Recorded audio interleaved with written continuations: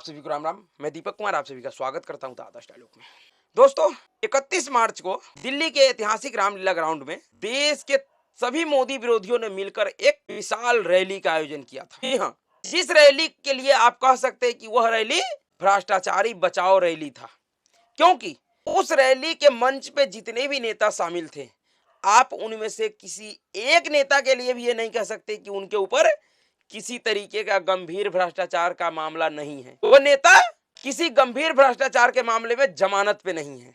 जितने भी नेता उस मंच पे थे, लगभग सभी नेताओं के ऊपर किसी न किसी प्रकार के गंभीर भ्रष्टाचार का मामला चल रहा है। बहुत से लोग न्यायालय से जमानत लेकर बाहर घूम रहे हैं, तो बहुत से लोगों के खिलाफ जांच चल रही है। बहुत से लोगों को जांच एजेंसियों ने सम्मन जारी किया है। इसलिए 31 मार्च वाला जो रैली था वो पूरी तरीके से भ्रष्टाचारी बचाओ और भ्रष्टाचार के खिलाफ जो इस देश में जांच एजेंसी लड़ाई लड़ रहा है उसके खिलाफ था। पूरे रैली के ऊपर जिस तरीके से प्रधानमंत्री नरेंद्र मोदी जी ने अपने अलग अलग चुनावी जनसभाओं के दौरान हमला किया है, पहले प्रधानमंत्री नरेंद्र मोदी जी के उन हमलों को आपको सुनना चाहिए, उन बयानों को सुनना चाहिए कि किस तरीके से नरेंद्र मोदी जी ने उस पूरे रैली का चित्रण देश की जनता के सामने किया और कर रहे हैं। और यह मुद्दा पूरे चुनाव भर में चलेगा। एक तो ऐसे ही राहुल गांधी ने उस मंच से जिस तरीके का मूर्खतापूर्ण बयान दिया, उनके उस मूर्खतापूर्ण बयान को भी जिस तरीके से प्रधानमंत्री नरेंद्र मोदी जी ने देश के जनता के सामने रख रहा है और जिस तरीके से उस बयान के ऊपर देश के जनता से जवाब मांग रहा है, वह जवाब पूरे इस इंडी गैंग के ऊपर 2024 के लोकसभा चुनाव में भारी पड़ने वाला। पहले आप प्रधानमंत्री नरेंद्र मोदी जी के बातों को सुनिए कि नरेंद्र मोदी जी उस पूरे रैली को लेकर और उस रैली में कहे गए बातों को किस तरीके से जनता के सामने रख रहे हैं। साथियों, 24 के इस चुनाव में अब स्पष्ट रूप से दो खेमे बन गए हैं। एक तरफ हम लोग ईमानदारी और पारदर्शिता जनता जनार्दन के सामने लेकर के आए हैं। दूसरी तरफ भ्रष्टाचारी, परिवारवादी, उनका जमावड़ा है। ये भ्रष्टाचारी मोदी को धमकी भी दे रहे हैं, दिन रात गाली भी दे रहे हैं। अब देखिए क्या खेल चल रहा है।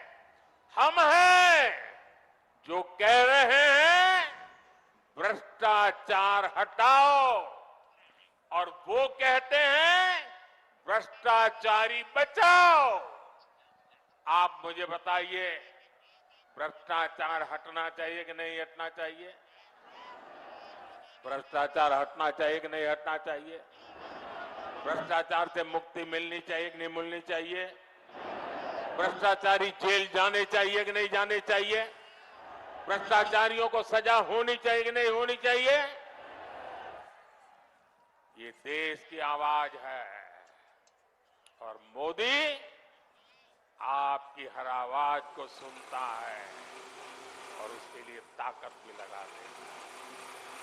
लेकिन साथियों, मुझे कितनी गालियां दी जाए, कितने ही आरोप लगाए जाएं, मोदी की गालियों और धमकियों से डरने वाला नहीं।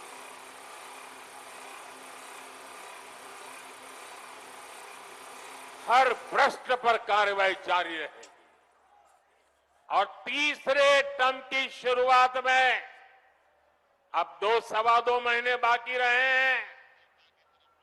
बहुत कम समय बाकी रह गया है।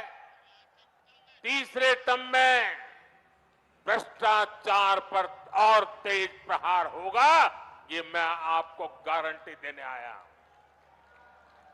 भ्रष्टाचार हर गरीब का हक छीनता है, हर मध्यम वर्ग का हक छीनता है और मैं गरीब का हक, मध्यम वर्ग का हक किसी को भी छीनने नहीं दूंगा। ये मोदी की गारंटी है। पूरे देश में प्रधानमंत्री नरेंद्र मोदी जी अपने हर एक चुनावी जनसभा में यही बातें पूरे देश के लोगों को बता रहा है। वो कह रहे हैं कि यह मोदी की गारंटी है भ्रष्टाचारियों के खिलाफ और कठोर कार्रवाई होगा। यानी कि एक तरफ देश का जो मोदी विरोधी है वो भ्रष्टाचारियों के समर्थन में, भ्रष्टाचारियों को बचाने के लिए, भ्रष्टाचार के खिलाफ जांच एजेंसी कार्रवाई न कर सके उसको लेकर अदालत से लेके और संसद तक, संसद से लेके सड़क तक हर एक तरीके का प्रपंच रच रहा है। कभी अदालतों में जाता है कि ईडी और सीबीआई की शक्ति कम कर दिया जाए, कभी देश के सांसद में ईडी और सीबीआई के नाम पे संसद को ठप कर दिया जाता है। तो अब चुनावी सीजन में मोदी विरोधियों ने बड़े बड़े रैलियां करके एक तरीके से देश के लोगों के सामने ये अपना नीति स्पष्ट कर दिया है कि वह भ्रष्टाचारियों के खिलाफ, भ्रष्टाचार के खिलाफ जो यह कार्रवाई हो रहा है उसको रोक कर रहेगा। राहुल गांधी ने तो धमकी तक दे दिया है जांच एजेंसी के अधिकारियों को। खुद राहुल गांधी का एक वीडियो चल रहा है जिसमें वो कह रहा है कि जब सरकार बदलेगा तो इन अधिकारियों को भी इस बात का एहसास होगा कि इन लोगों ने जिस तरीके से इस समय कार्रवाई कर रहा है इन सभी का हिसाब किताब होगा। ठीक उसी तरीके से जिस तरीके से 2022 के विधानसभा चुनाव के दौरान मुख्तार अंसारी, जो अब मिट्टी में मिल चुका है, उस मुख्तार अंसारी का बेटा अब्बास अंसारी जनसभा को संबोधित करते हुए खुले तौर पे कह रहा था कि हमने अखिलेश भैया से कह दिया है कि सरकार बनने के 6 महीने तक किसी भी डीएम और एसपी का ट्रांसफर नहीं होगा, पहले उस सब का हिसाब किताब किया जाएगा। उसी तरीके का धमकी राहुल गांधी ने भी जांच एजेंसी के अधिकारियों को दिया है। लेकिन इस सब के बीच जिस तरीके का एकजुटता देश के मुख्य न्यायाधीश डी.वाई. चंद्रचूड़ साहब ने दिखाया है, जिस तरीके का सलाह डी.वाई. चंद्रचूड़ साहब ने जांच एजेंसियों को दिया है, उनके सलाह ने इन सभी भ्रष्टाचारियों को, भ्रष्टाचारी के हितैषियों को बड़े परेशानी में डाल दिया है। एक तरीके से भ्रष्टाचारियों के खिलाफ जिस तरीके का नीति प्रधानमंत्री नरेंद्र मोदी और उनके सरकार का है, डी.वाई. चंद्रचूड़ साहब भी अब प्रधानमंत्री नरेंद्र मोदी और उनके सरकार के साथ खड़ी हो गई है। और जब न्यायपालिका और कार्यपालिका, विधायिका एक साथ अगर भ्रष्टाचार के खिलाफ खड़े हो जाएगा तो फिर इस देश से भ्रष्टाचारियों को मिटाने से कोई नहीं रोक सकता, भ्रष्टाचार को मिटाने से कोई नहीं रोक सकता। बस जरूरत सिर्फ इसी बात का है कि एक बार इस देश का न्यायपालिका, कार्यपालिका और विधायिका भ्रष्टाचार और भ्रष्टाचारियों के खिलाफ, अपराधियों के खिलाफ एक साथ खड़े होकर देखें, जिसका उम्मीद डी.वाई. चंद्रचूड़ साहब ने जताया है। उन्होंने जिस तरीके का आदेश दिया है जांच एजेंसियों को, जिस तरीके का सलाह दिया है, उससे एक उम्मीद जगा है कि आने वाले दिनों में जो प्रधानमंत्री नरेंद्र मोदी जी कह रहे हैं कि उनके तीसरे टर्म में भ्रष्टाचार के खिलाफ और कठोर कार्रवाई होगा, उसमें कहीं ना कहीं न्यायपालिका का सहयोग प्रधानमंत्री नरेंद्र मोदी और उनके सरकार को मिलेगा। क्यों हो सकता है डी.वाई. चंद्रचूड़ साहब का, क्योंकि रिटायरमेंट भी इसी साल में होना है, अक्टूबर-नवंबर महीने में। तो रिटायरमेंट से पहले वह देश के भ्रष्टाचारियों के खिलाफ, जो देश को दीमक की तरह चाट रहे हैं या चाट गए हैं, जिन्होंने देश के गरीबों के पैसे को लूटा है और अपने आप को अरबपति और खरबपति बनाकर बैठा हुआ है, उनके खिलाफ कठोर कार्रवाई करके एक इतिहास रचेंगे, अपने नामों को अमर करके जाएंगे। डी.वाई. चंद्रचूड़ साहब ने 1 अप्रैल 31 मार्च को भ्रष्टाचारियों के समर्थन में इंडी गैंग ने दिल्ली के रामलीला मैदान में जन रैली किया था, महारैली किया था। और 1 अप्रैल को मुख्य न्यायाधीश डी.वाई. चंद्रचूड़ साहब ने डीपी कोहली मेमोरियल व्याख्यान माला में मुख्य अतिथि के तौर पे पहुंचे थे। और इस व्याख्यान में डी.वाई. चंद्रचूड़ साहब ने जांच एजेंसियों को बड़ी नसीहत दी है। उन्होंने कहा कि देश की प्रमुख जांच एजेंसियों को केवल उन मामलों में ही ध्यान केंद्रित करना चाहिए जिनमें राष्ट्रीय सुरक्षा और राष्ट्र के खिलाफ अपराध शामिल हो। सीबीआई स्थापना दिवस के मौके पे 20वां डीपी कोहली मेमोरियल व्याख्यान देने पहुंचे चीफ जस्टिस चंद्रचूड़ ने टेक्नोलॉजी के कारण बढ़ रहे क्राइम पर भी बात की, जिससे जांच एजेंसियों के लिए जटिल चुनौतियां पैदा हो रही हैं। जिस तरीके का स्थिति अभी केजरीवाल ने ईडी के लिए पैदा कर दिया है कि जांच एजेंसी ईडी अरविंद केजरीवाल के मोबाइल फोन का पासवर्ड मांग रहा है और अरविंद केजरीवाल देने से मना कर दिया। जब जांच एजेंसी ईडी ने एप्पल से सहयोग मांगा तो एप्पल ने भी ये कह दिया कि अगर उस मोबाइल का डाटा रिकवर करना है आपको तो पासवर्ड जरूरी है, जबकि ये ऐसा मुझे नहीं लगता है।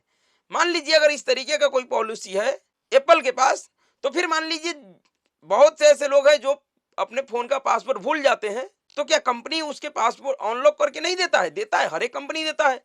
लेकिन क्योंकि केजरीवाल से विदेशी संस्थानों का और जो भारत द्रोही विदेशी सोच है उनका हित जुड़ा हुआ है, इसलिए भी शायद अमेरिकी कंपनी, जिस अमेरिका ने अरविंद केजरीवाल की गिरफ्तारी पे बयान जारी किया था, वह अमेरिकी कंपनी शायद उन विदेशी शक्तियों के दबाव में आकर सहयोग करने से कतरा रही है। लेकिन आखिरकार सहयोग तो उसको करना पड़ेगा। और इसी बात को डीवाई चंद्रचूड़ साहब यहाँ कह रहे हैं कि जिस तरीके का डिजिटल अपराध हो रहा है, वह इस तरीके से अपराधी डिजिटल टेक्नोलॉजी का सहारा ले रहा है, वह जांच एजेंसियों के लिए चुनौती बन रहा है और उसको किस तरीके से हैंडल करे, ये इस पे जांच एजेंसी ध्यान केंद्रित करे। न्यायमूर्ति डीवाई चंद्रचूड़ साहब ने सीबीआई को भ्रष्टाचार विरोधी जांच एजेंसी के रूप में अपनी भूमिका से परे विभिन्न प्रकार के आपराधिक मामलों की जांच करने के लिए कहा जा रहा है। डीवाई चंद्रचूड़ साहब ने कहा कि सीबीआई को भ्रष्टाचार विरोधी जांच एजेंसियों के रूप में अपनी भूमिका से परे, यानी कि उनका कहना है कि जिस तरीके से सीबीआई का स्थापना भ्रष्टाचार के खिलाफ जांच के लिए किया गया था, उनका काम था भ्रष्टाचार का जांच करना, लेकिन अब क्योंकि बढ़ते हुए समस्याओं को ध्यान में रखते हुए जांच सीबीआई को बहुत सारे केसों की जांच सरकार सौंप देती है, अलग अलग मामलों से जुड़ा हुआ जो भी बड़े घटना होता है उसको देखते हुए कहा कि इससे सीबीआई पर अपने आदर्श वाक्य पर खतरा उतरने की बड़ी चुनौती सीबीआई अपने आदर्श वाक्य पर खतरा उतरने की बड़ी चुनौतियों का सामना कर रही है। सीबीआई ने आगे कहा कि मुझे लगता है कि हमने प्रमुख जांच एजेंसियों का बहुत कम विस्तार किया है, उन्हें केवल उन पर ध्यान केंद्रित करना चाहिए जो राष्ट्रीय सुरक्षा और देश के खिलाफ आर्थिक अपराधों से संबंधित है। जी हाँ, यहाँ आर्थिक अपराधों का सिर्फ इतना मतलब होता है कि जो ये सफेद पोश भ्रष्टाचारी, जिसके जो कोई 900 करोड़ रुपए का चारा खा जाता है, कोई 300 करोड़ रुपए का शराब पी जाता है, कोई कहीं पुल के नाम पे भ्रष्टाचार कर लेता है, तो कहीं बांध के नाम पे, तो कहीं राशन के नाम पे, यानी कि जिस तरीके से इस देश में सफेद पोशों ने भ्रष्टाचार का आतंक मचा रखा है कि अलग अलग तरीकों से गरीबों के नाम का पैसा, पशुओं के नाम का पैसा, पानी का, शराब का, अलग अलग स्कीमों का पैसा जिस तरीके से सफेद पोश खा जाता है, वह सीधे सीधे इस देश के खिलाफ एक आर्थिक अपराध है। बड़े बड़े जो बिजनेसमैन हैं, जिसको जिस तरीके से पहले के सरकारों के जमाने में सरकारी हस्तक्षेप के कारण बिना किसी गारंटी के उनके औकात से 10-10, 20-20 गुना अधिक लोन दे दिया गया, और उसका परिणाम यह हुआ कि सभी के सभी अपराधी देश छोड़कर भाग गए, जिसके लिए अब भी लोग मूर्ख, जो चंडाल चौपड़ी तंत्र है, वह वर्तमान सरकार को दोषी मानता है। उन जाहिलों को यह समझ में नहीं आता है कि भाई इन सभी लोगों को जो लोन दिया था वह पूर्व की सरकारों ने दिया था, मोदी सरकार ने नहीं दिया था। और ये जो भी लोग देश छोड़कर भागे हैं वह नरेंद्र मोदी जी के प्रधानमंत्री बनने के कुछ ही सालों के अंदर भागे।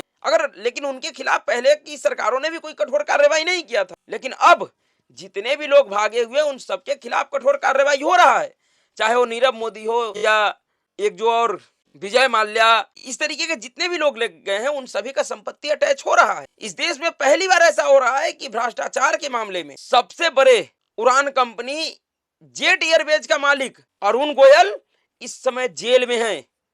इससे पहले कभी भी इतना बड़ा बिजनेसमैन किसी भी मामले में जेल में नहीं गया। सुब्रत राय सहारा, वह जेल में बंद रहा, जेल में बंद रहते रहते उसकी मौत हो गई। यह सब अब हो रहा है जो पहले संभव नहीं था। इसके बाद भी जो कुछ मोदी विरोधी है उनको समझ में नहीं आ रहा है, वो कह रहे हैं कि इस समय सरकार कुछ लोगों को छूट दे रखा है देश लूटने का, ऐसा नहीं है।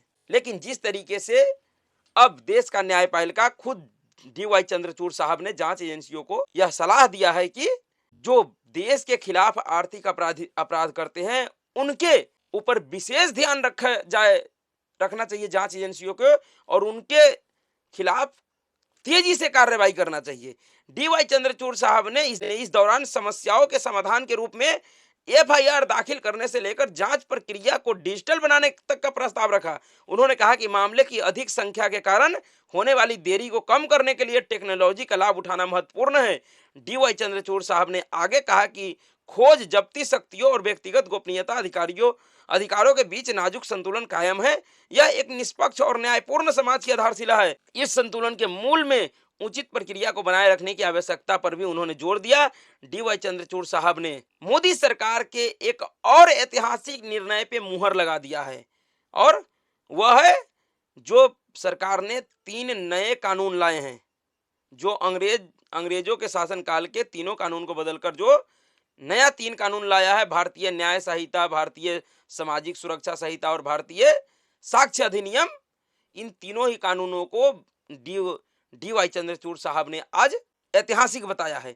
डीवाई चंद्रचूड़ साहब ने ब्रिटिश काल के कानूनों को बदलने के लिए केंद्र सरकार की ओर से पारित नए आपराधिक कानूनों की सराहना की और इसे न्याय प्रणाली के आधुनिकीकरण की दिशा में एक महत्वपूर्ण कदम बताया। उन्होंने कहा कि भारतीय न्याय संहिता बीएनएस, भारतीय नागरिक सुरक्षा संहिता बीएनएसएस और भारतीय साक्ष्य अधिनियम बीएसए निर्बाध प्रवाह सुनिश्चित करने के लिए एक व्यापक दृष्टिकोण प्रदान करता है।